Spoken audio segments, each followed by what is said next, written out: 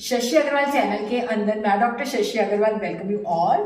तो आज हम लोग करने वाले हैं important question of sales of goods act 1930।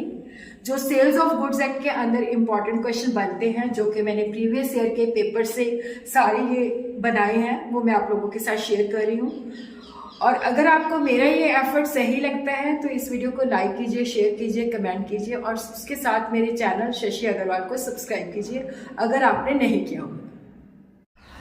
तो पहला जो चैप्टर है सेल्स ऑफ गुड्स एक्ट का, that is very very important. Explain clearly the essential element which must coexist for constituting a valid sale of goods. In what respect does a sale differ from an agreement to sale? What is a contract of sale? State its essential characteristics. देखो ये दो question जो है that is very very important कि contract of cell क्या होता है और उसके एसेंशियल फीचर्स क्या है, सेल और एग्रीमेंट टू सेल के बीच में, एग्रीमेंट टू सेल के अंदर डिफरेंस क्या है। और कई बार गुड्स की डेफिनेशन शॉर्ट क्वेश्चन में आ जाती है और कई बार सेल्स और बेलमेंट के अंदर, सेल्स एंड हायर परचेज के अंदर डिफरेंस भी आ जाता है। हम बात करेंगे second chapter of sales of goods act 1930। तो सेकेंड चैप्टर जो है that is very very important. Explain briefly the implied conditions and implied warranties under a contract of sale. This question is very very important. और उसी के साथ ही short question के अंदर कई बार कंडीशन एंड वारंटी के अंदर डिफरेंस क्या है वो आ जाता है, या इम्प्लाइड कंडीशन और इम्प्लाइड वारंटीज के अंदर से कोई शॉर्ट में आ जाता है। और उसी के साथ ही इसके अंदर से ये question is also very important. Explain the doctrine of caveat emptor and state the exception to it. देखो ये जो क्वेश्चन है, दोनों ही क्वेश्चन वेरी इंपॉर्टेंट है। कैविट एम्प्टर भी शॉर्ट क्वेश्चन में आ जाता है। We'll talk about the third chapter, transfer of property in goods. Describe the rules relating to the passing of property in the sales of goods act.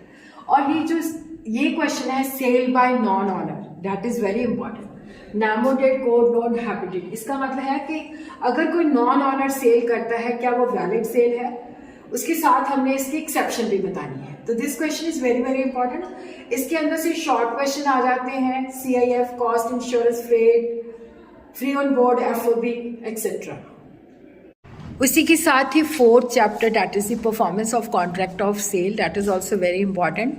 Define the term delivery, ये short में भी आ जाता है। Discuss the rules regarding the delivery of goods, और short में कई बार आ जाता है what do you mean by constructive delivery, symbolic delivery. Unpaid seller जो है इस बार ना BBA को है ना ही BCom को है।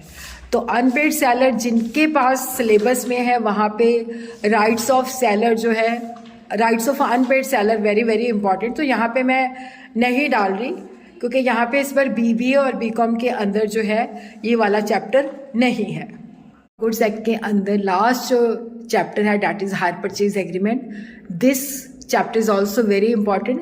देखो ज़्यादातर जो क्वेश्चन आता है हायर परचेज और सेल के बीच में क्या डिफरेंस है, और जो क्वेश्चन एक दो बार आया हुआ है what is hire purchase agreement under the hire purchase act 1972, explain the essentials of hire purchase agreement.